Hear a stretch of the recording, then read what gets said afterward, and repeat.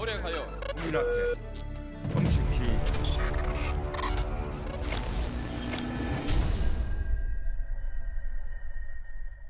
네, 안녕하십니까. 정치비와 그땐 왜 시작하도록 하겠습니다. 네, 그땐 왜 코너는 뭐 많은 분들 사랑을 받고 있습니다만 요즘에 뭐 워낙 유튜브 보기 싫어하는 분들도 많이 있어요. 예. 예, 그래서 이제 최근에 좀 주춤하는 양상이 있는데 다시 한번 많은 분들 좀 관심을 호소드리면서 이 정치비와 그때의 코너는 장인수 기자가 진행하는 저널리스트 그리고 최강욱 TV, 박시영 TV가 함께 만드는 코너입니다. 많은 분들 사랑해 주셨으면 좋겠고요. 자, 오늘 주제는 희대의 판결이라는 주제를 가지고 오늘 여러분들과 이야기를 좀 나누고 싶은데요. 최근에 이 한덕수 판결도 있었고 막 이러다 보니까 많은 분들이 너무너무 힘들어합니다. 장인수 기자는 맞습니다. 요즘에 어떻게 보내고 계십니까? 평정심을 좀 잃었습니다. 제가 진짜 멘탈이 강한 기자로 네. 그 MBC 다닐 때도 유명했거든요. 웬만하면 안 흔들린다고.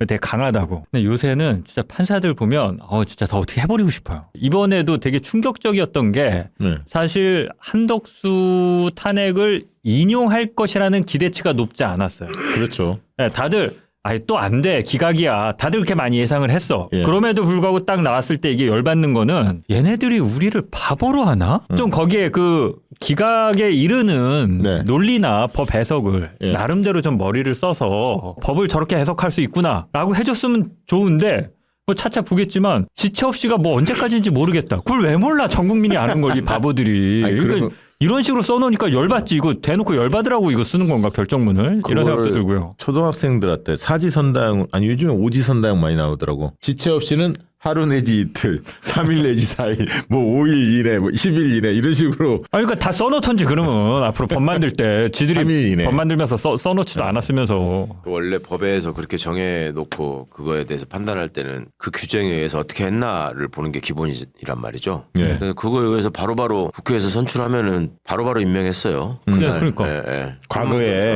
선례를 그게 보면. 지체 없이의 뜻인 거지. 근데 그거를 지가 창조해가지고 뭐 상당한 기간 내 어쩌겠네. 그 상당이라는 말이 판결에 들어가면 그건 내 마음이다 이 말이거든. 그러니까. 판사 마음이다.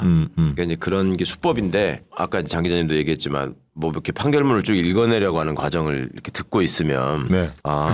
전문적인 훈련을 받은 사람들은 법적인 거를 저렇게 적용해가지고 판단하는구나. 그래도 논리가 저렇게 되니까 그렇죠. 그러네. 이렇게 이게 돼야 되거든. 그렇죠. 네. 그래야지 이게 사회가 안정이 되고 헌법재판의 맞아요. 권위가 수고에 사람들이 그거를 믿게 되는데 아니 듣다가 저게 말이 돼? 이렇게 돼 버리니까 지금 그러니까요. 그나마라도 빨리라도 했으면 또 몰라. 그러니까 이제 그거를 받아들이기가 너무 어려우실 수밖에 없는 거고. 근데 이제 저는 사실은 그렇게 멘붕이 오거나 뭐 이렇게 힘들지는 않아요. 원래 그런 종자들이라는 걸 알고 있었기 때문에. 그러니까. 나는 한편으로는 혹시 솔직히 뭐 좀 쌤통이다 뭐 이런 생각도 들어. 내가 서울법대 출신 수준 낮다고 내가 몇백 번을 얘기했으면 내가 법조인들 얼마나 기회주의적인지 아니 그때 몇천 번을 얘기했는데 1년 후배 김복형 과 1년 후배라면서요. 그래. 거기 한 명 빼고 다 서울대 법대 동문이요.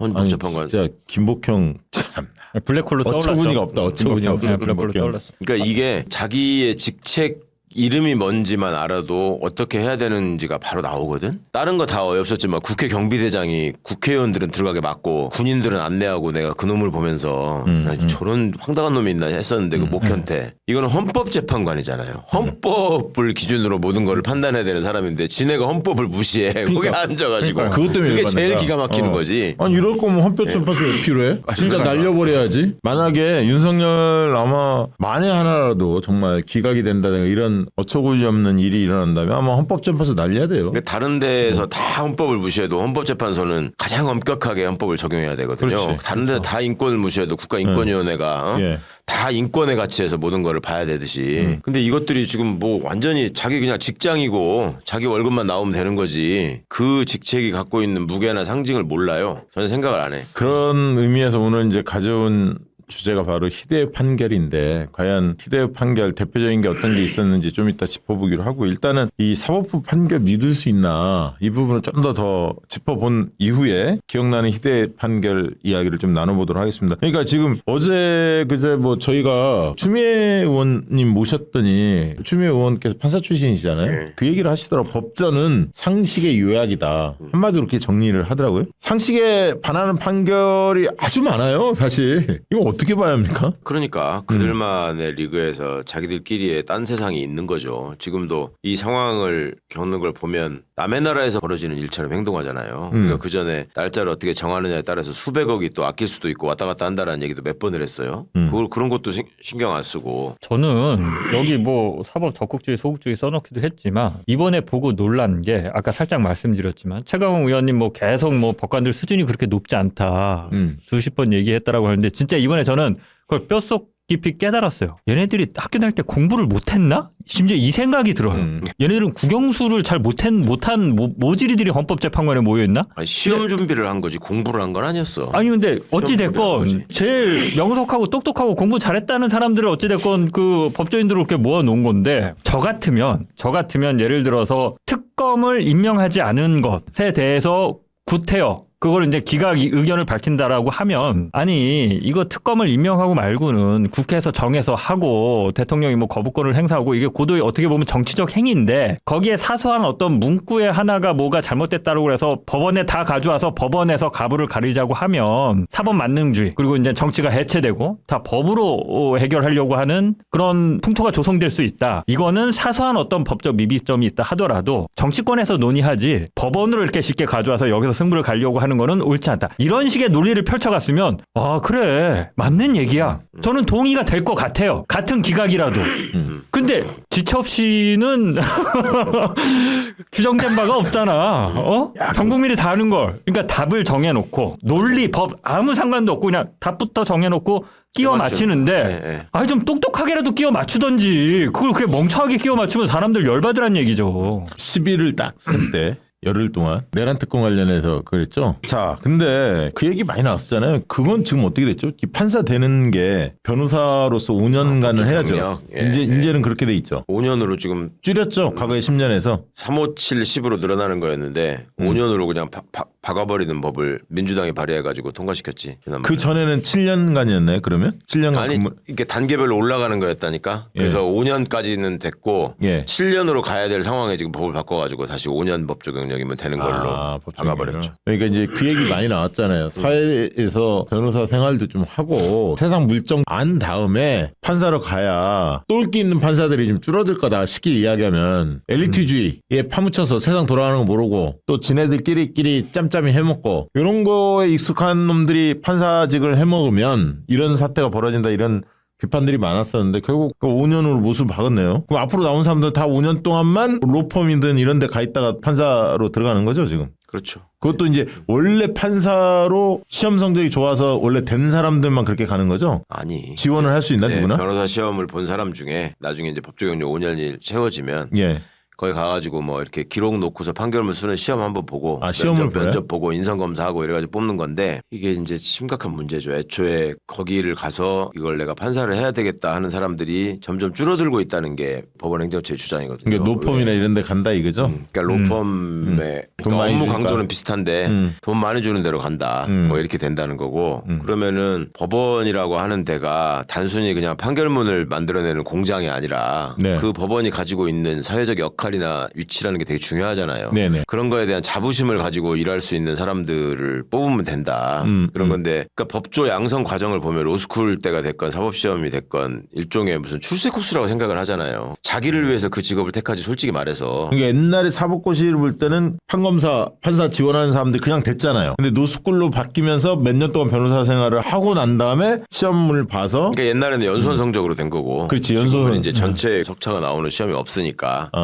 그렇게 자체 시험을 또 보는 건데 근데 뭐 웃기지 옛날에 이제 면접으로 이제 처음 뽑기로 하고 그걸 강화한다고 저 발표한 법원 행정처에서 담당 실장이 이제 고등법원 부장판사인데 나하고 친한 선배였어요. 근데 그 사람이 한번 서초동에 유명한 식당이 있어. 거기서 식사를 같이 하자고 그래서 이제 갔는데 한겨레 법조기자들이랑 식사하기로 했는데 괜찮겠냐고 해서 아니 뭐 좋지. 나도 법조기자 많이 아는데 그래갖고 이제 거기서 만났단 말이에요. 공직 생활을 오래 한 사람들은 지가 좀 높다고 생각하면 반드시 혼자 안 오거든. 뭘 하나 달고 오잖아. 지가 높은 척 하려고 밑에 뭘 데리고 온다고 항상. 그러는데 또 이제 하나를 달고 왔어. 그게 이제 판사들이 가서 있으면 심의관이라 그러고 그 위에 이제 실장이 있는 건데 심의관을 데리고 왔어요. 근데 거기 가서 딱 딱 앉아서 이제 뭐 그날이 그거 발표한 날이야. 앞으로 판사들을 어떻게 뽑을 것인가. 이게 이제 경력자를 대상으로 뭐 이렇게 뽑겠다. 뭐 면접을 통해서 이렇게 하고 이제 그 얘기를 해서 아니 그게 강화한다고 하면 더더욱 법원 논리대로 사람들을 틀을 짜가지고 잘 들어맞을 수 있는 사람을 뽑지. 그러니까 아무 생각 없이 그냥 시키는 일만 저기 하는 애들을 뽑겠네 또 이렇게 얘기를 했더니 아 그런 거 아니라고 그걸 저 다양하게 하려고 어쩌고 했다고 그러면서 법원이 언제 면접 과정에서 이렇게 장난치고 그런 적이 없었다. 옛날에 판사 임용할 때도 연수원성적으로 할 때도 면접은 했었거든요. 네. 그래서 내가 아니 선수들끼리 농담하지 맙시다. 뭐 기자들도 있는데 왜 거짓말 하려고 그래. 그랬더니 왜 그러냐는 거야. 근데 좀 이따가 말씀을 우리 하는 곳에서 나오겠지만 예전에 국방부 불온서적 지정 사건이라는 게 있었잖아요. 그때 이제 그 헌법재판소에다가 헌법소원을 청구한 당사자들이 군 법무관들이었다고 네. 자기들이 법을 알고 헌법적 기준으로서 군대가 운영되도록 해야 되는데 이게 지금 절대 말이 안 된다 해가지고 헌법소원을 낸 거란 말이야. 근데 그거를 이제 취하시키려고 군 조직이 총동원돼서 온갖 압박을 했지. 그러다가 이제 한 친구가 지네 아버지가 울면서 저기 하시는 바람에 이제 관둬야 되나 말아야 되나 하다가 그럼에도 불구하고 이건 옳은 길이니까 해야 된다라고 했다가 공군법무관이었는데 지 동기법무관 하나가 국가소송을 수행하면서 확정기한이라는 게 있거든요. 며칠 안에는 꼭 항소를 해야 된다. 뭐 이런 거를 국가가 패소한 사건일수록 국가소송 수행자니까 더 확실하게 이걸 체크해서 했어야 되잖아. 근데 이놈이 그 기한을 놓쳐가지고 패소 확정이 돼버린 거야. 그런 사건이 있었어요. 이 친구가 그랬다는 게 아니라 걔 동기가. 그러니까 이제 공군 법무관 중에 고 병과의 책임자가 공군 법무감인데 법무감이라는 놈이 얘를 불러가지고 네가 헌법소원을 취하하면 제가 저 불병기한 놓쳐가지고 패소한 거에 대해서 징계를 안 하고 징계를 안 하겠다. 네가 취하를 안 하고 계속 하겠다고 하면 저걸 징계하겠다. 얼마나 비열합니까. 얘네 둘이 친한 친구인데 그래가지고 이놈이 울면서 사장하니까 이제 여기서 징계받으면 얘는 앞으로 뭐 뭘 못하거든. 지는 이제 제대하고 판사 검사 뭐 하고 싶은데 그래가지고 얘가 취하한 애가 있었어요. 근데 둘이 이제 판사를 지원해가지고 면접을 보러 갔어. 성적이 되게 좋아. 10등 안에 들어. 그러면 뭐 누가 봐도 그건 되는 거야. 근데 쟤는 되고 얘는 떨어졌어. 이 헌법소원을 냈다가 취하한 당사자는 떨어지고. 그다음에 저 불변기한 놓쳐가지고 그 패소 확정시킨 걔는 되고 이거 말이 안 되잖아. 이거는 그 어떤 그 성실도나 능력으로 따지면 법조인이 그걸 놓쳐가지고 패소 확정시켰다. 이게 권경애가 했던 거잖아요. 그러니까 그게. 공명이 생각났어. 조국 흑서. 근데 그거는 되고 얘는 안 됐단 말이야. 근데 얘가 판사 임용 그 면접을 하러 갔는데 거기 이제 면접관들이 다 고위 법관들이죠. 네. 앉아가지고 이제 계속 헌법소원을 왜 냈냐, 법무관 이거 해도 되냐. 이런 걸 물어본 거야. 그 자기는 취하했는데 이제 그러니까 짜증나가지고 이제 나와서 얘기를 했어. 그래갖고 이제 알려졌어 그게. 그래서 내가 아니 법원이 면접 과정에서 그런 걸 안 했다고? 여기 당사자가 있는데 얘가 그렇게 해서 저기 불호소생 사건 때문에 헌법소원 한 거 가지고 그거 그렇게 집요하게 물어보더니 성적도 그렇게 좋은 애를 떨어뜨려 놓고 이게 뭔 개소리냐. 네, 그랬더니 그 실장이라는 높은 판사가 아 그럴 리가 없다. 그게 말이 안 된다. 뭔가 오해가 있는 거지. 그럴 리가 없다고 막 한 거야. 이게 의원님이 의원 시절에 만난 거죠? 변호사 때 불온소득 사건이 언제 때 이명박 때 얘기요. 그러니까 이건 박근혜 때쯤 만나서 한 얘기인데 그렇게 얘기를 하니까 이제 기자들은 쫑긋 세우고 들을 거 아니야. 이게 지금 누구 말이 맞나. 기자 입장에서 얼마나 흥미로운 주제야 이게. 뭔가를 발표했는데. 근데 그 심의관이라고 판사 하나 달고 왔다 그랬잖아요. 이 친구가 얘하고 동기야. 그래서 얘가 앉아가지고 잘하는구나. 그 맞습니다. 그때 그렇게 해가지고 떨어뜨렸습니다. 아 이거 또 승진해서 누락되는 거 아니야? 얘는 온 지 얼마 안 돼가지고 물이 덜 들어서 눈치가 없구만. 거기서 눈치 없이 그렇게 얘기를 한 거야. 그러니까 실장 이 선수는 얼굴이 시뻘개져가지고 그래서 내가 선수들끼리 장난치지 말라고 그랬지. 그러니까 한겨레 기자들이 이렇게 뭐 너네 그 써야 돼? 이거 비거밖에 안 쓰면 안 돼. 그러니까 안 쓰면 안 된다. 야 재밌네.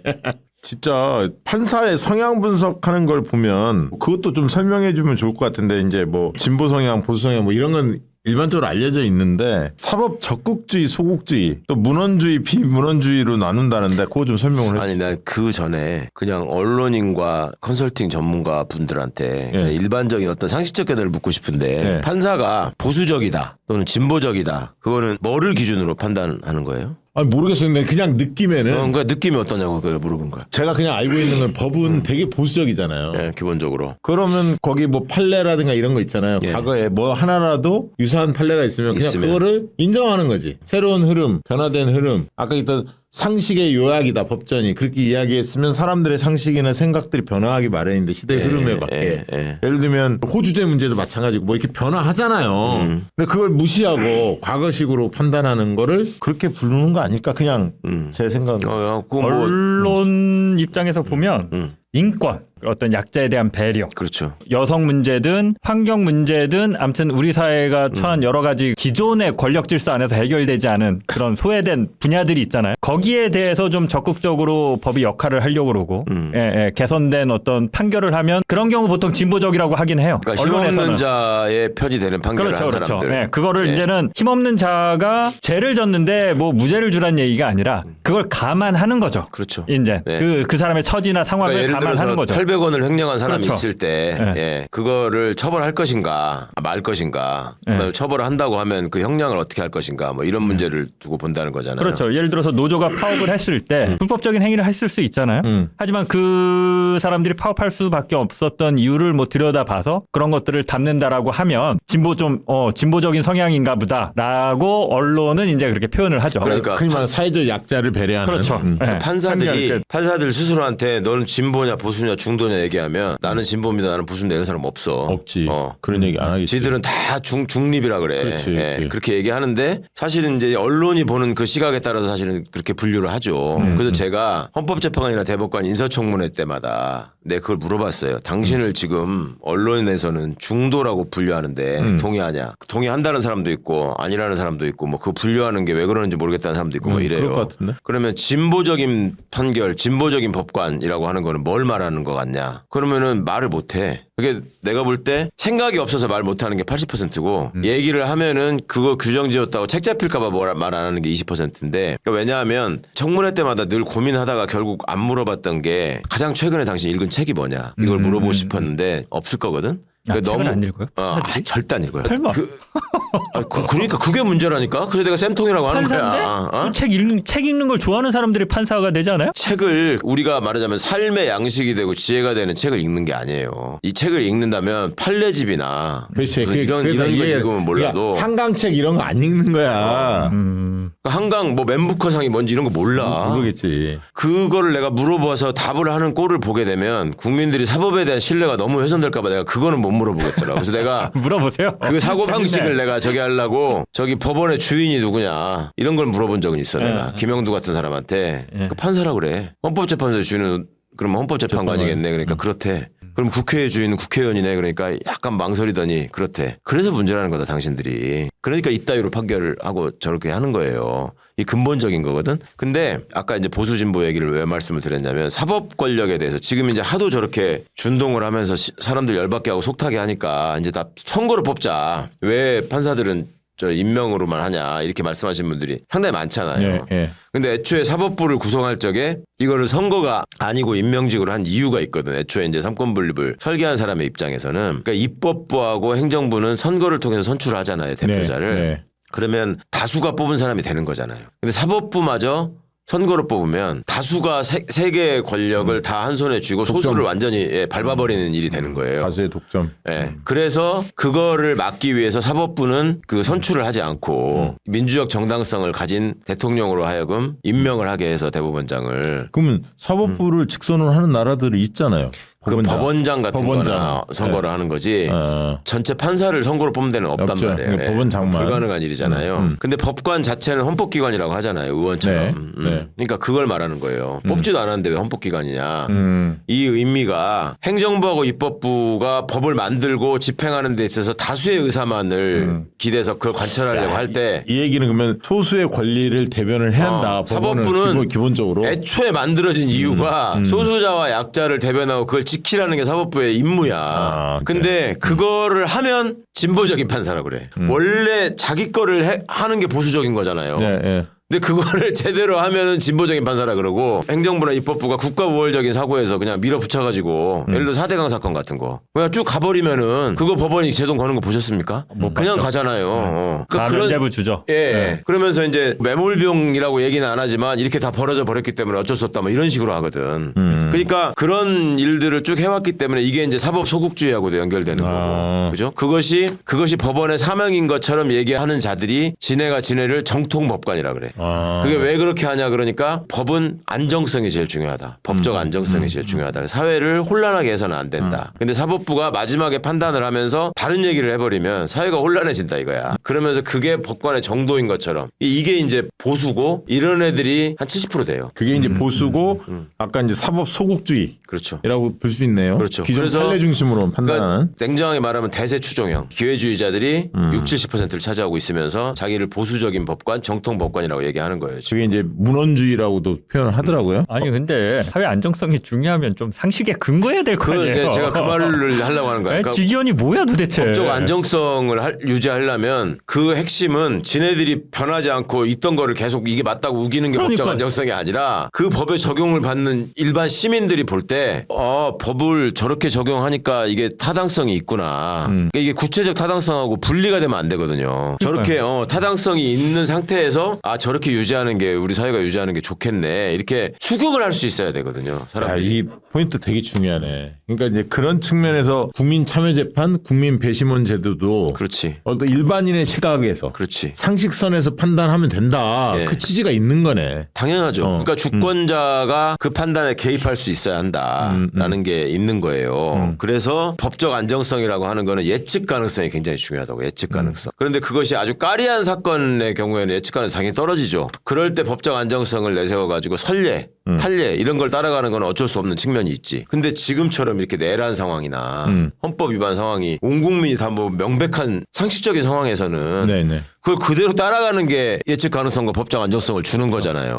근데 그걸 지금 앞장서 무너뜨리고 있는 게 지금 가장 큰 문제인 거예요. 그것도 판사들이. 네. 저 궁금한 게 그런 이상한 판결을 한 사람들 있잖아요. 이 벌을 주는 제도가 있어요? 그러니까 독일은 그래서 네. 프랑스가 왜 그 괴뢰 정부가 비씨 정부였잖아요. 네. 그래가지고 드골이 나중에 이제 그 수복을 하고 나서 비씨 정부의 부역자들을 철저하게 처단했다 뭐 이런 얘기를 하잖아요. 네. 그중에 대표적으로 제일 많이 잡아다가 저기 한 게 판사예요, 판사. 비씨 정부 때 판사. 나치 청산 과정에서 지금 이런 게 이슈가 돼가지고 판사들을 많이 사형을 시켰다고. 그런 거에다가 정당성을 합법성을 부여해준 놈들이다. 니네가 제일 나쁜 놈들이다. 근데 해가지고. 그거는 진짜 혁명 정부가 들어서야 가능한 거 아니, 그러니까 아니에요? 이건 전쟁의 패배를 딛고 한 건데 그 과정에서 독일이 반성적인 고려에서 만들어낸 게 지난번에 박구영 교수가 설명했던 연방 헌법재판소. 그러니까 헌법의 가치로 모든 걸 봐야 된다. 법기술자한테 맡기면 안 된다. 이런 게 하나 있었던 거고 또 하나가 법 왜곡죄라는 걸 만든 거죠. 아 그래 맞아. 이거 지금 그래서 그 얘기가 계속 나오는 거예요. 지규현이 간 게 전형적인 그런 거지. 멀쩡하게 있는 법을 이렇게 비틀어가지고 결론을 지가 원하는 걸로 만들어내는. 지금 발의만 돼 있지 아직 통과 안 됐죠. 법 안 왜곡죄가. 됐죠. 예. 지금 발의는 된 걸로 알고 있는데 21대 때도 발의됐었어요. 근데 쳐다보지도 않아. 내가 볼 때 기본적인 이거는 인식이 없었어. 이번에 탄핵한 다음에 법 왜곡죄는 반드시 우리가 네. 이건 캠페인을 사람들한테 관심을 끌어올려야겠다. 이건 진짜 중요한 것 같아. 처벌할 수 있는 규정이 있어요. 그래야 무서운 줄 알지 저놈들이. 그럼요. 기억나는 희대의 판결 이제 사례를 좀 뽑아볼 텐데 그 전에 광고 하나 하고 희대의 판결 왜냐면 목이 좀 타네요. 요거 먹으면 시원하니 좋습니다. 이 콤보차 오가픽 콤보차 광고 하나 해주시기 바랍니다. 약초하기로 조선행 박사가 40년 연구한 가시오가피 열매. 세계 최초 품종 특허 열매 추출 특허로 농축 발효한 명실상부 최고 명품 오가픽 건강 음료입니다. 오가픽 콤부차의 주원료로 사용하는 가시오가피는 명나라 봉초 강목에 한 술의 황금을 얻는 것보다 낫다고 했고요. 동의보감에서는 신선의 약이다 이렇게 표현했고 그리고 요거는 이제 러시아 올림픽 대표팀 그리고 우주비행사 특수부대 이런 특수 임무에 종사하는 고도의 어떤 능력을 필요로 했던 직종의 사람들이 복용했다고 학술지에 발표됐습니다. 그래요? 네. 효능으로는 면역력 강화, 자양 강장, 만성 피로 회복, 항산화 작용, 심혈관 건강, 간 건강, 신경 안정, 스트레스 완화, 배변 활동, 장 건강에 탁월한 효과를 보이고 있다고 합니다. 뭐 이 정도면 만능 아니 기능이 만능이야 만능. 요거를 저희 사무실 제 사무실이 이제 이명수 기자, 네. 저 그리고 저랑 같이 하는 PD 한 명 이렇게 셋이 사무실을 하거든요. 아 그래요? 근데 이명수 기자는 가끔가다 먹어요. 그래? 그러니까 아직 효능을 못 봤어. 저는 먼저 먹기 시작해서 뭐 계속 말씀드릴 거 효능을 봤고 최근에 제가 계속 이게 좋아서 PD를 줬어요. 네. 내가 맨날 밤새워서 편집하느라 피곤하니까 처음에 잘 안 먹다가 예. 지도 이제 느꼈나 봐. 챙겨 먹어 지가. 이거 괜찮다고. 아니 지가 저도 챙겨 먹어. 이거 진짜 술 먹고 다음 날 아니면 갈증 있는 날 그 뭔가 몸이 좀 찌뿌둥한 날 이거 먹습니다. 아주 좋습니다. 없습니다, 사실. 그래서 좀 많은 분들이 더 많이 이용하면 좋을 텐데 하는 생각들. 날이 더워지니까 나는 앞으로 여름에 막 땀 흘리고 샤워 한번 하고 나와서 냉장고에 이거 넣어놨다가 딱 해서 먹으면 맞아요. 진짜 짱일 것 같아. 요게 지금 시원합니다. 예. 그 아침 공복에 한 포, 오후에 섭취 이렇게 예. 2포 먹으라는 거죠? 하루에 네. 2포 드시면 되고요. 이재명 대표도 꾸준히 잘 드시고 있다고 합니다. 네. 요거 후기가 근데 좀 그 공감이 돼요. 예. 자, 읽어드릴게요. 예. SHIS님인데 남편 먹이려고 샀는데 처음 온 날 군대 간 아들이 친구랑 같이 휴가 나왔는데 집에서 남편이랑 셋이 술 마시면서 오가피를 같이 마시는데 너무 맛있고 먹기 좋다고 술잔 옆에 계속 따라 마셔서 2박스를 뜯었어요. 너무 많이 드셨어. 하도 신기해서 저도 한 박스 먹었는데 헐 뭐지 이 건강한 맛? 그래서 저도 하루 2병 마시려고 냉장고에 채워놓고 음료수로 먹게 돼요. 이것만 마시게 돼요. 이왕이면 몸에 좋고 맛도 좋은 거 마시자고. 참고로 아들 신랑 아들 친구 셋이서 양주 3병에 소주 2병 마셨는데 야 술꾼들이네. 다음날 아침 멀쩡하고 너무 깨끗하고 좋다고 남편이 더 사래요. 이게 이제 그래서 이게 8포 들어있습니다. 이걸 2박스 샀으니 16포 구입을 한 거예요. 그래서 3박스 다 먹어서 지금 다시 주문하려고 합니다. 고마워요. 좋은 음료 마시게 해줘요. 그리고 네. 다음 또 그 댓글 후기 보면요. 2주째 매일 한두 개씩 먹고 있는데 화장실도 편하게 다니고 가시오가피 효능일까요? 뻣뻣하던 무릎도 부드러워졌어요. 아무튼 피로 회복이 잘 되는 것도 있고요. 당연히 재구매해서 꾸준히 먹어야겠어요. 네. 박정TV 시청하는 분들을 위해서 오늘도 기존 34% 할인을 해주고 있는데 48팩 구입하면 16팩 더 드리고요. 24팩 구입하면 3팩을 추가 증정해 드리고 있습니다. 한 팩에 한 1,500원 정도 한다고 그래요. 이번 기회에 오가피 놀라운 효능 경험해 보시기 바랍니다. 냉장 냉동 보관 추천드리고요. 정말 좋아요. 맛보시기 바랍니다. 괜히 저희가 이런 얘기 하는 건 아니니까 한 번쯤 궁금하신 분들 꼭 구매해 주시기 바랍니다. 오가픽 콤보차였습니다. 자, 이제 희대의 판결 이야기를 좀 해봐야 할 것 같아요. 최강 의원님은 희대의 판결하면 가장 떠오르는 판결이 뭡니까? 제일 어이없는 게 불온서적 사건 판결이죠. 국방부 불온서적이라는 거를 이명박 정부 초기에 지정을 했습니다. 네. 국방부가 불온서적을 지정해가지고 그거를 병역 내에 반입하면 안 된다. 이거 읽어서도 안 된다. 뭐 이런 거였어요. 그때 이제 그 불온서적 리스트가 나왔는데 다 베스트셀러들이었죠. 근데 그거를 갖다가 뭐 4종류의 저걸로 카테고리로 분류를 해가지고 심지어 서점 같은 데서는 불온서적 특집을 해가지고 그게 이제 다시 절판됐던 게 다시 베스트셀러가 되고 막 이런 일이 있었죠 그때. 그게 얼마나 너무나 웃긴 일이고 사회의 태행이라서 그 당시에 현역 군 법무관들이 이거는 우리가 군 내에서 이런 문제를 해결해야 된다고 있는 사람들인데 이거를 참을 수 없다 해가지고 헌법소원을 냈고 제가 그 대리인으로서 일을 했는데 그게 이제 굉장히 시끄러웠었습니다. 당시에 이제 프레임을 군인들이 군 통수권자를 상대로 반란을 일으켰다 이런 식으로 잡아서 조선일보가 갔고 대구에 있었던 우리 동기 판사가 하나 있는데 걔가 전화가 와가지고 이거를 야 네가 이거 대리해서 하는 거라며 그래서 그렇다고 그러니까 야 대구 지금 지가 저 변호사들 있는데 갔다 왔는데 난리가 났대. 그래서 나는 이제 어떻게 이걸 가지고 문제를 삼고 뭐 이게 그 법무관들 징계한다고 막 이럴 때 그런 걸 가지고 대구의 변호사들이 이게 말이 되냐고 난리가 났는 줄 알았더니 저것들 법무관들 다 총살시켜야 된다고 난리가 났다는 거야. 대구의 변호사들이. 내가 너무 어이가 없어서 엄마 농담하지 말고 지금 이게 그럴 농담할 사건이야 그랬더니 아니 내도 진짜 내가 황당해가 내 지금 얘기하는 거다. 여는 70년대다 70년대 이러면서 전화를 끊었던 기억이 있거든. 이거를 헌재가 지금은 이렇게 윤석열이 파면 이런 변론 과정이나 이런 것들을 다 나중에 조금 늦게나마 이렇게 보시니까 다 공개 변론하고 중계하는 줄 아시는데 거의 안 했어요. 거의 안 해요. 원칙적으로. 근데 이거를 불온서적 사건을 거의 몇 년 만에 공개 변론으로 지정을 해가지고 내 공개 변론을 이제 하러 갔는데 헌법재판소 대신 판정 지금 그 나오는 거 보면 크잖아요. 예. 그날 육군 본부에서 군복 입은 군인 버스 2대가 왔어. 그래가지고 그때 당시에 육군 참모 차장 나중에 이제 박근혜 때 국방부 장관하는 한민구가 육군 참모 차장이었는데 참모 차장이 걔가 거기 올라오는 저기 파견대 대장이야. 그렇게 올라가야 된다고 한 놈이 육군 법무감 고석이라고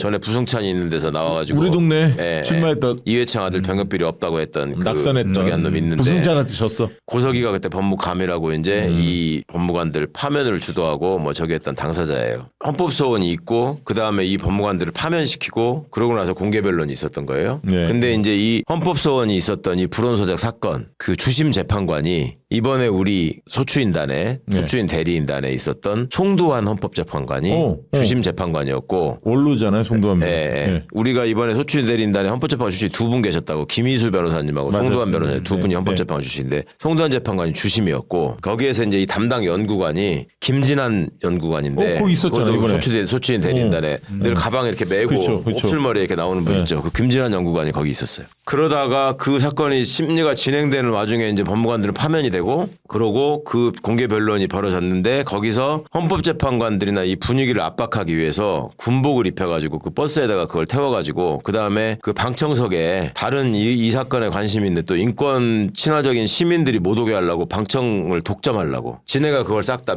미리 가서 선점해가지고 그걸 군복 입은 군인들이 쫙 채워버리고 방청석을 심지어 그 당사자들의 부모들은 얼마나 가슴이 타들어가겠습니까? 그분들이 방청권이 없어가지고 못 앉았다니까 아들 헌법소원에 공개 변론을 하는데 그러니까 버스 2대 동원한 이유가 그거네. 그거라니까요. 그래가지고 이게 헌법재판관들 앞에 무력 시위를 하는 거지. 그랬는데 나는 이 사건은 절대 질 수가 없다라고 생각했거든요. 첫 번째는 불온서적이라고 했잖아요. 근데 그 불온이라는 개념이 확정되지 않는다. 그렇죠. 되게 그 편향적인 얘기잖아요. 불온이라는 어디까지가 게. 불온인지 애매하지. 헤게모니를 줄 적이 그놈들이 과거 잣대라면 한강책 다 불온서적 그렇지, 아니야? 그렇지. 쉽게 당연히 이야기하면. 불온서적이지. 그 장하준 책, 뭐 한국 교수 책 다 불온서적이라고 맞아. 했으니까. 장하준 책도 다 그랬어. 권정생 선생 책 뭐 이런 것들이 불온서적이었으니까. 그런데 그 불온이라는 말 자체가 불특정한 개념으로서 이거 여러 가지를 사상과 양심의 자유, 학문의 자유를 제약할 수 있잖아요. 그래서 이거 자체가 위헌이다. 근데 심지어 또 헌법재판소가 전에 한 판례 중에 불온 통신을 규제하는 그 법이 있었는데 법조항이 있었는데 그게 불온의 개념이 문제가 있다라고 해가지고 그게 위헌 결정을 내린 판례도 있었어요. 그러니까 이거는 뭐 100%잖아. 네. 거기다가 더 확실한 300%짜리가 있었는데 우리가 군대를 가면은 기본권의 제한을 받잖아요. 기본적으로 머리 깎아야 되고 그럼 신체의 자유, 그렇죠. 그죠? 집에 가고 싶은데도 못 가고 그것도 역시 거주 이전의 자유. 그다음에 먹는 것도 때 되면 그냥 무조건 먹어야 되고 그다음에 전화도 내 마음대로 못 걸고 통신의 자유 다 제한되잖아요. 그러면 헌법에 규정된 기본권을 제한할 때는 헌법 37조 2항에 국가의 안전보장, 질서유지, 공공복리를 위해서 법률로만 제한할 수 있다라고 돼 있거든. 그러면 군대 안에서 그런 기본권을 제한하는 거는 안전보장이나 질서유지, 공공복리로 걸칠 수가 있잖아요. 네. 그러면 법률로서 제한해야 된다. 이게 요건이잖아요. 그럼 그 법률이 있어야 되잖아. 그렇죠. 그럼 다 군대 갔다 왔지만 무슨 법에 의해서 그게 우리가 그렇게 당하고 있었는가 생각해 본 적 있어요? 없죠. 이건 다 가르쳐 주잖아. 학교 다닐 때 기본권을 제한하려면 법률에 근거가 있어야 된다 가르쳐 주거든. 근데 선배들이 뭘 개긴 게 없었으니까. 가장 심하게 기본권을 제한받는데 가가지고 내가 무슨 법이 있어가지고 이거를 제한을 받지? 시민 강연 할 때마다 여쭤본다고 무슨 법으로 그때 그랬습니까? 그러면은 사람들이 그나마 떠올리는 게 병역법, 병역법. 뭐 이러는 거예요. 병역법은 신체 검사 기준 정하는 거고 어떤 사람이 군대 가는 거 이런 거 정하는 거지. 그 법이 없었어요. 70년 동안 넘게 없었어. 군인 복무 규율이라는 대통령령으로 다 제한하고 있어 영으로. 기본권을. 그러니까 이거는 애초에 헌법 위반이잖아. 그러네요. 법률로만 할 수 있게 돼 있는데. 그러니까 윤석열이가 계엄 선포 요건 어긴 거하고 똑같은 수준이에요 이게. 그러니까 이거는 질 수 없는 사건이라고 생각했지. 그리고 당시에 이명박 정부 초기여서 헌법재판관들이 다 노무현 정부 때 임명된 새로운 사람들이 있어. 그러네. 그렇잖아. 네. 그때 뭐 저 한나라당 추천 이런 것들 뭐 한두 명 빼고는 그러니까 구성으로 보나 그치, 왜냐- 판례로 보나 그 열린우리당이 다수석이었으니까. 헌법 규정에 써있는 한글로 보나 이건 칠 수 없는 사건이잖아. 게다가 중간에 이놈들이 파면까지 시켰잖아요. 그러니까 이런 무도한 상황에서 이거 질 수 없다고 생각했는데 졌어.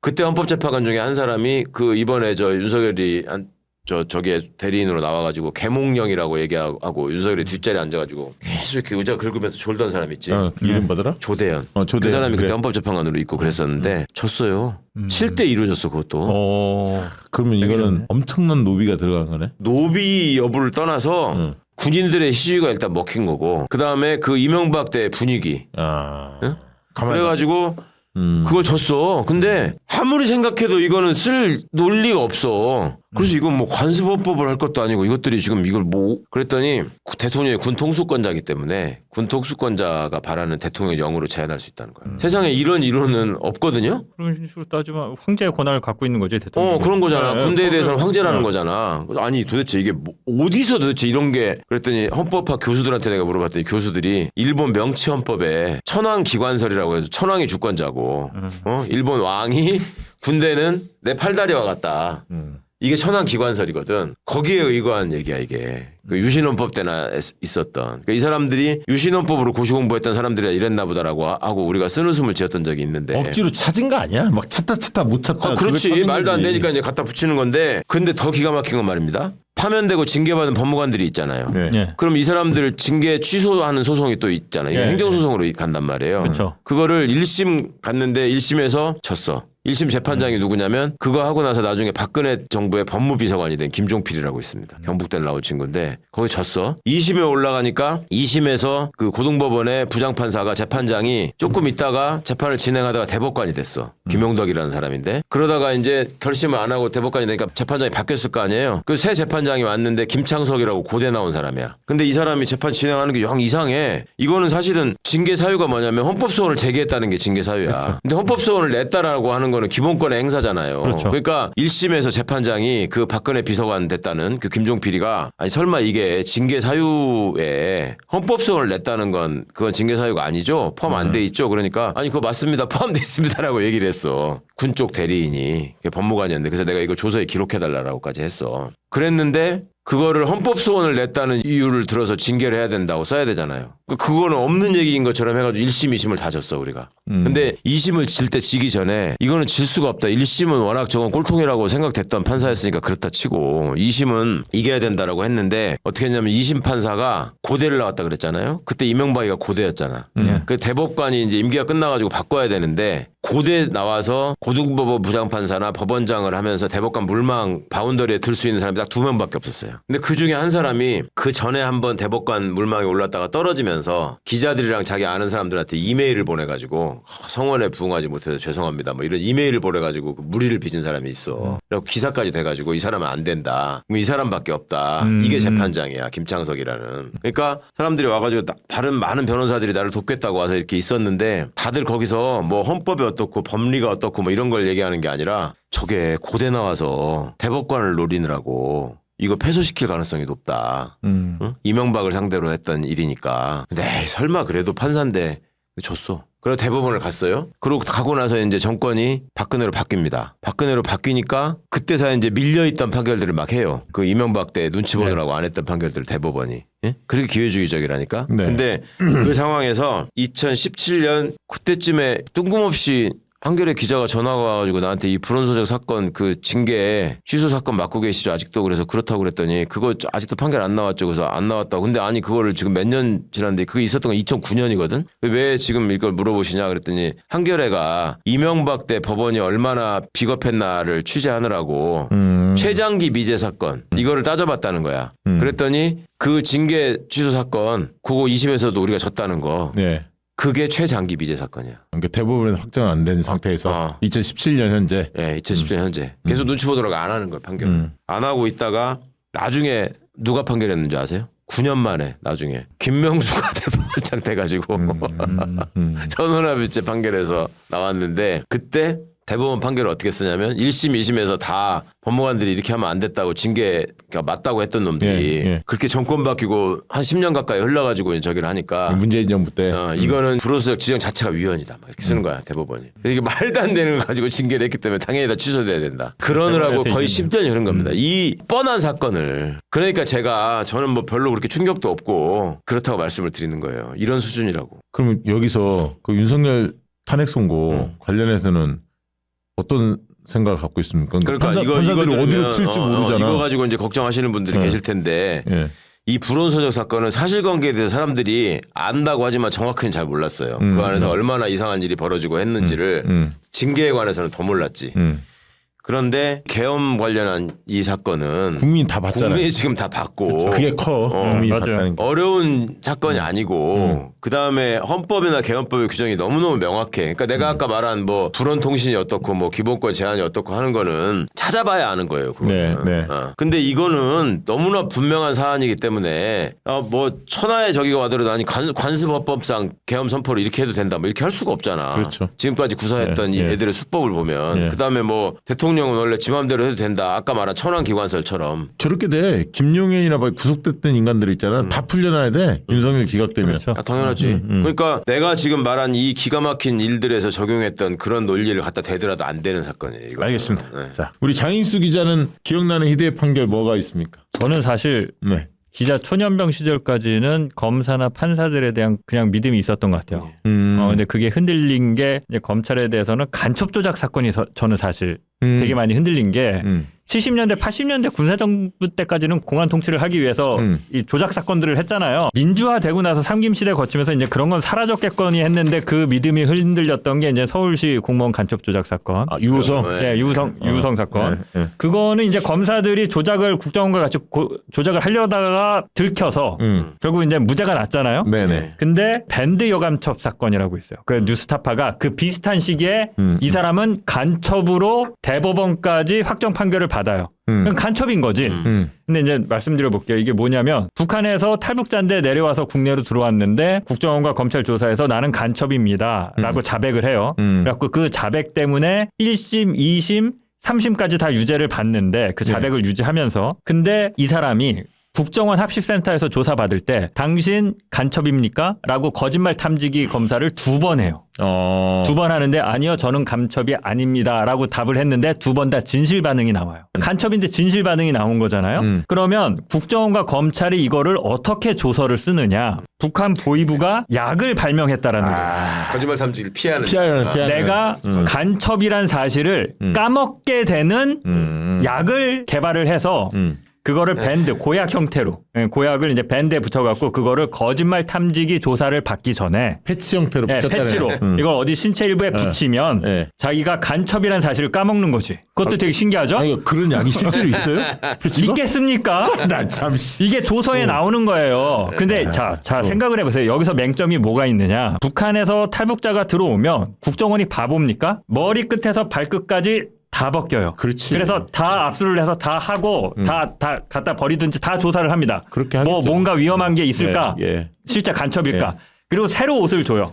그러면 이 사람은 그걸 어디다 숨긴 거야? 국정원과 검찰의 그 조사에 따르면 브래지어 안쪽 그 브래지어 그 패드 예. 넣는 데 있잖아요. 예. 거기다 숨겼다는 거예요.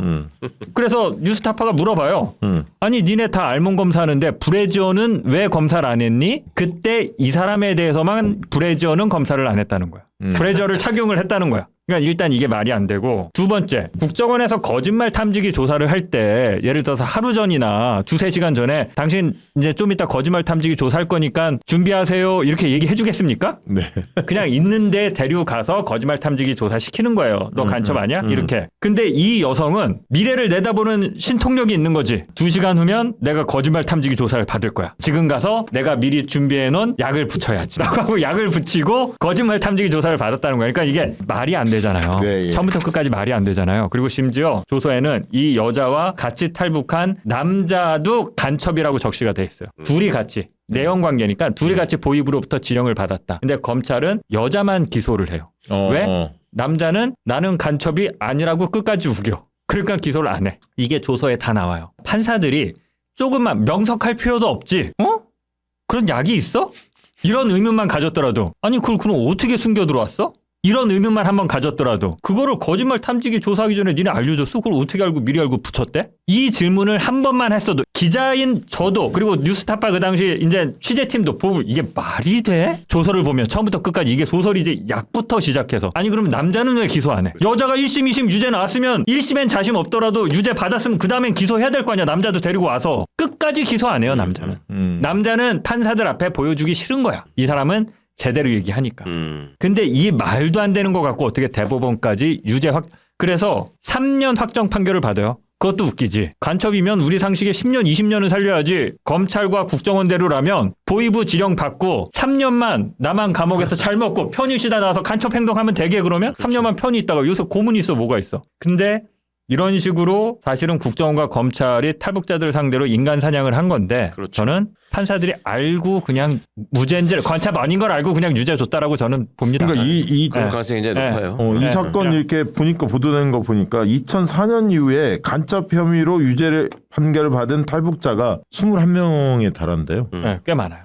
그러니까 아까 했던 탈북자 아까 얘기했던 실적 올리기 비슷한 것 같아. 그러니까 실적 올리기로 간첩으로 어거지로 만들어가지고 보내면 맞아요. 예. 법원 놈들은 또 간첩인데 무죄 판결했다고 너도 빨갱이냐 이런 소리 듣기 싫어서 그냥 싸게 형 해가지고 또 유죄 판결을 그러니까. 하는 거예요. 그러니까 3년. 아주 네. 비겁한 거지. 이거를 한원구 교수님이 예. 사법부라는 책을 쓴 게 있는데 예. 거기 이제 결론이 그런 거야. 독재 정권 시절에 보면은 정말 말도 안 되는 판결들이 너무 많은데 그때 사전에 판사들을 압박하기 위해서 데려다가 고문을 했다거나 때렸다거나 아니면 끝나고 나서 무슨 끌고 갔다거나 이런 적이 단 한 번도 없었어. 군사 독재 정권에서. 알아서 긴 거야 다. 옛날에 박정희가 쿠데타 직후에 옛날에 대법원의 위헌법률 심사 사건이 있을 때 국가배상 사건에서 그걸 위헌 결정을 했다고 그 대법관 집을 찾아가서 한번 저기 한 적은 있었거든요. 근데 그 사람도 고문을 하거나 때리지는 않았어. 그냥 압박만 한 거지. 네. 그것도 판결 난 다음에. 근데 그 뒤로도 이승만 때도 그렇고 박정희 때도 그렇고 전두환 때도 그렇고 판사를 두들겨 편 적은 한 번도 없는데 알아서 기었다. 그러고 나서 한 번도 제대로 반성하지 않고 호의호식하면서 잘 살고 있다. 자 그리고 저도 몇 개 찾아보니까 윤석열 정부의 첫 대법관 맡은 사람이 오석준이라면서요? 예. 오석준?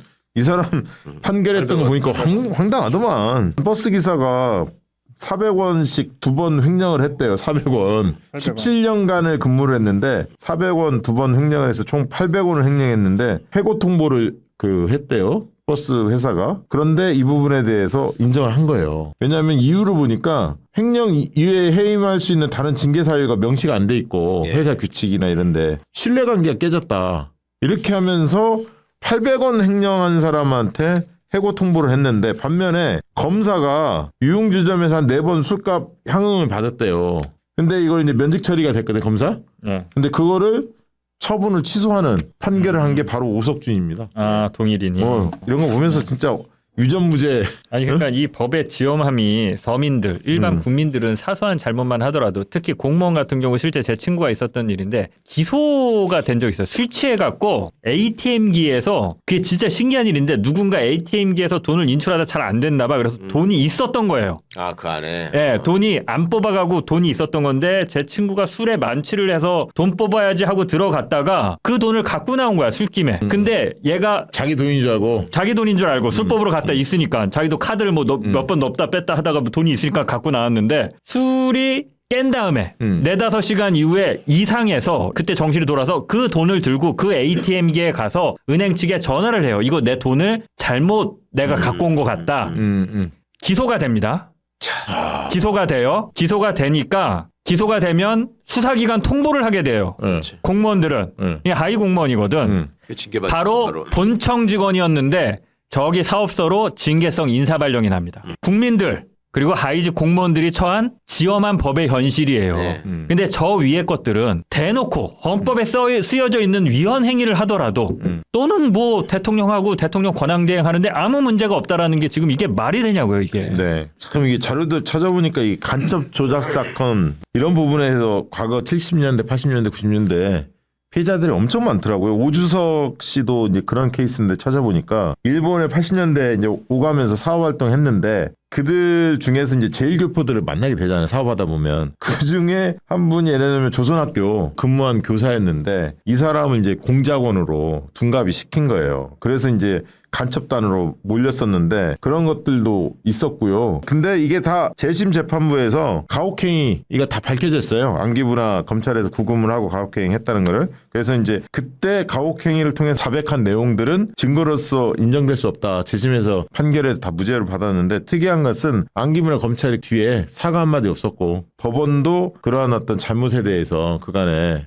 1심에서 2심에서 했던 거 잘못된 거에 대한 입장 표명을 내지 않았다. 근데 이런 일들은 굉장히 많았더라고. 과거 긴급조치 상황에서도 많이 벌어졌고 참 안타까운 일들이 많았습니다. 근데 최근에 보니까 재심에서 긴급조치 피해자들이 다 무죄를 많이 받았는데 그런 것도 있더라고요. 대법원에서는 긴급조치 때 그 집행했던 자체는 불법행위가 아니다 이러면서 하급심에서는 가혹행위나 이런 부분들을 폭넓게 인정을 했는데 대법원에서는 사실은 이게 굉장히 엄격하게 해석하면 보수적으로 해석하는 거예요. 사실 수십 년 전에 일어난 일인데 그거를 입증하라고 하면 입증할 수가 없잖아. 가혹행위를. 이 부분 때문에 구금기간을 비례해서 형사보상금만 지금은 지급을 지급을 하고 있고 긴급조치 시절에 억울하게 배상을 당했던 인정 국가 안 배상을 인정 안 한다는 거야. 가혹행위를 입증돼야 국가 배상금을 지급하는데 그걸 인정하지 않고 구금기간만 비례해서 형사 보상금만 일부 지급하는 정도로 대법원이 소극적으로 판결을 하고 있고요. 그러니까 이제 인권단체나 이런 데서 국가가 나서서 그렇다면 무죄를 받았으면 재심에서 명예회복과 보상을 해줘야 하는데 그런 조치를 전혀 하지 않고 있고 의미를 축소해서 이렇게 그 판결을 하고 있다. 열받아 하고 있더라고요.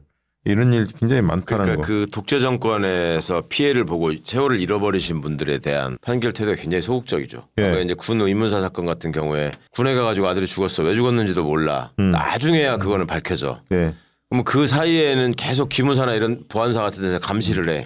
그렇게 해놓고 나중에 이제 그 진상이 밝혀져가지고 국가배상 소송을 내면은 시효가 지났다라고 또 맞아요. 이런 일이 수탁이 있었죠. 야, 그것도 저도 보니까 보성 간첩단 사건이라고 있었는데 아버지가 실명을 했대요, 6.25 때. 실명을 해서 눈이 안 보이는데 6.25 때 사라졌던 조카가 갑자기 나타난 거예요.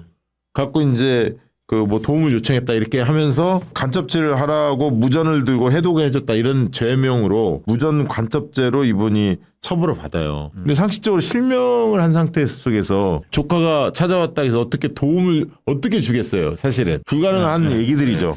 근데 이제 이게 야 67년에 그렇게 집에 찾아와서 부탁을 했는데 80년에 이게 연행이 돼. 한 13년 뒤에. 80년에. 그러니까 80년이 어떤 건지 아잖아요. 전두환 시절 아니에요. 그러니까 또 호남이잖아. 호남이죠. 그러니까 이제 공포 분위기 조성. 그러니까 간첩단 만든 거야. 그래서 막 그런 이런 보면 진짜 아니 김근태 의장만 하더라도 고문 받았을 때 저기 한 딱지를 다 숙여서 빼내가지고 갖고 있다가 그걸 제시했잖아. 증거로 고문의 증거로. 그것도 무시했잖아. 맞아요. 최근에 이재명 대표가 이제 그런 얘기를 했죠. 대북 송금 관련해서 그 안부수 있잖아요. 안부수. 네. 안부수가 입장을 계속 바꿨잖아요. 그 뭐 딸 집 그렇죠, 그렇죠. 얘기도 있고 네, 집도 뭐 샀다 뭐 쭉 나오잖아요. 누가 장만해줬다는 얘기도 있잖아요. 딸의 집을 얻어주는 그런 게 있었고 국정원 보고서도 있었잖아요. 그래서 김성태가 어떤 놈이라는 걸 다 증명을 했는데 예. 그렇죠. 국정원이 근데 이런 거 다 무시하잖아요. 판사들이 반영을 안 시켜주잖아요. 현장에 북한에서 온 저기가 없었다는 게 입증이 됐는데도 불구하고 그냥 인정해 버리잖아. 그러니까 이게 지금 이게 이 사법 개혁이 정말 큰 숙제로 남았어요. 지금 검찰 개혁뿐만 아니라 지금 언론 개혁도 해야지만 이 법원 사법 개혁 어떻게 할 거냐 이것도 굉장히 중요한 꼭지인데 끝으로 좀 그 얘기 조금 나누고 마무리 지어야 할 것 같은데 최강 의원님 어떤 식으로 좀 나가야 할까요? 사법 개혁. 일단은 법조인들이 대해서 갖고 있는 환상이 지금 깨지고 있어서 다행이긴 한데 이거를 일단 없애야 되고 그러니까 다른 사람들이 법원 검찰에서 이렇게 억울한 일을 당했다라고 하면 사람들이 귀를 기울여주고 함께 어깨를 걸어줘야 됩니다. 근데 지금까지는 그렇게 얘기를 하면 그래 다 그렇게 얘기하지. 그러니까 언론도 중요해. 언론이 보도하는. 그러니까 네가 뭐 그랬으니까 그런 거 핑계 없는 무덤 어디 있다더냐 뭐 이런 식으로 사람들이 다 받아들였거든요. 예. 네. 그러니까 억울해서 뭐 그 목숨을 끊은 사람들 많이 있잖아요. 그러니까 그런 제보자 중에서. 점들을 정말 좀 생각을 해보셔야 되고 그 다음에 주권자가 이들을 어떻게 통제할 것인가에 대해서 그게 중요한 이제 거예요. 계속 제도 설계를 하고 만들어내야 그게 됩니다. 아까 법 왜곡제도 있고 그렇죠. 국민 참여 재판 같은 그다음에 것도 많이 기소배심 늘리라고. 같은 것도 있어요. 기소배심. 기소를 하거나 말거나 할 적에 검사의 정권으로 두지 않고 배심원. 거기에 시민들이 참여하는 거. 예. 기소 배심제. 예, 이거 기소배심제도 중요하네. 있고 재판에 참여하는 것도 있고 다 그런 제도들을 통해서 국민들이 이걸 감시할 수 있게 해야 되고 그다음에 언론이 이제 받아쓰기 하는 그 검언 유착 보도 네. 이거 이제 그만해야 되고 근본적으로 언론이 검찰에 가가지고 이렇게 공생하는 이유는 속성도 비슷하기는 하지만 거기 가면 먹을 게 있고 생기는 게 있으니까 그런 거거든. 그러니까 네. 오랫동안 있으면 김만배처럼 되고 짧게 있으면 또 그걸로 단독 보도 뭐 특종했네 어쩌냐면서 이제 정치부로 가고 뭐 특파원으로 영전하고 이런 거를 노리고 거기 가서 그 다음에 많은 경우에 또 그 민원 전달의 통로가 된다고 가가지고 맞아요. 전에 사주의 사건이나 뭐 이런 거 맞아요. 있으면은 기사 안 쓸 테니까 이거 봐달라 뭐 이런 식으로 엿바꿔 먹고 이런단 말이에요. 조선일보 특히 뭐 그런 거 그럼 많이 조선일보 있었잖아요. 거짓거리 뭐 너무 유명하죠. 그러니까 그런저런 점들이 좀 없어질 수 있게 진짜 우리가 새로운 세상에는 정말 다들 각성하시기를. 진짜. 차인수 기자도 한 말씀 해주시죠. 저는 일단 좀 그 수사기관도 그렇고 법원도 그렇고 정보가 좀 투명하게 공개될 필요가 있고 이 정보를 공개하는 방식이 못 배우고 변호사 선임할 그런 어떤 능력도 안 되는 사람들도 쉽게 접근해서 내 사건 기록, 내 재판 관련 기록, 나와 관련된 증거들을 손쉽게 좀 받아볼 수 있는 그것만 되더라도 판사나 수사기관이 장난치는 게 상당히 줄어들 것이다. 판결 공개하고. 예, 판결 투명하게. 예. 공개하고. 지금 제가 이게 변호사를 통해서 관련 재판 기록은 다 받아볼 수 있다라고 하지만 막상 취재해서 이 사람 취재해서 그 구체적인 케이스를 들어가 보면 처음에 이제 사법 피해자라고 주장하신 분들이 가장 공통적으로 고통스럽다고 하는 게 나와 관련된 기록인데 내가 받아보는 게 너무 힘들다라는 얘기를 공통적으로 다들 하세요. 아, 기록 자체가. 네, 기록 자체를. 내 사건이고 나와 관련한 재판 기록이고 수사 기록인데 그거 하나 받아보려고 그러면 안 주고 무슨 핑계 대고 예, 되게 힘들다. 그리고 그거 받으려고 막 공개 또 무슨 행정심판 걸고 예. 이래서 어렵게 받아보고 뭐 이러거든요. 그 사람과 관련된 당연히 재판 기록이나 수사 기록은 그 사람한테는 다 예, 쉽게 이게 주는 원래 방법으로. 대등의 원칙이 있는 거잖아요. 정보에. 근데 그걸 안 지키고 있으니까. 네. 그러니까 중요한 말씀 하시는 것 같고. 그리고 예. 저는 사실 배심원제에는 좀 비판적이었거든요. 배심원제 되면 이제 제가 기자인데 여론 재판이 될 가능성이 좀 높지 않느냐. 그리고 전문 지식이 없고 또 그런 어떤 여론 재판이나 여론 향배에 따라서 또 어떻게 보면 더 많이 흔들릴 수 있는 사람들 그런 일반 시민들이 하는 게 맞는가라는 의구심을 갖고 있었는데 최근에 쥐기현 뭐 헌재 이런 거 보니까 아니, 일반 시민이 훨라. 배심원제로 가야 돼 이건. 그래. 그러니까 흔들리더라도 이런 분노는 안 생겨. 그렇지. 네, 잘못할 수 있어요. 배심원들이 잘못 판결을 있죠. 내릴 수 있는데 판사 한 명이 잘못하는 것보다는 분노가 훨씬 덜할 것 같아요. 예. 그리고 승복하지. 배심원들이 저러니까. 그러니까 배심원이 의견을 모았는데 그걸 번복하는 경우도 있습니까? 우리나라는 흔히 그러지. 그 강제력이 없기 때문에. 그러니까 그것도 좀 미국은 강제력이 있잖아요. 아니, 그러니까 네. 그것도 높여가야 할 것 같아. 아까 이제 법 왜곡죄 이야기도 했고요.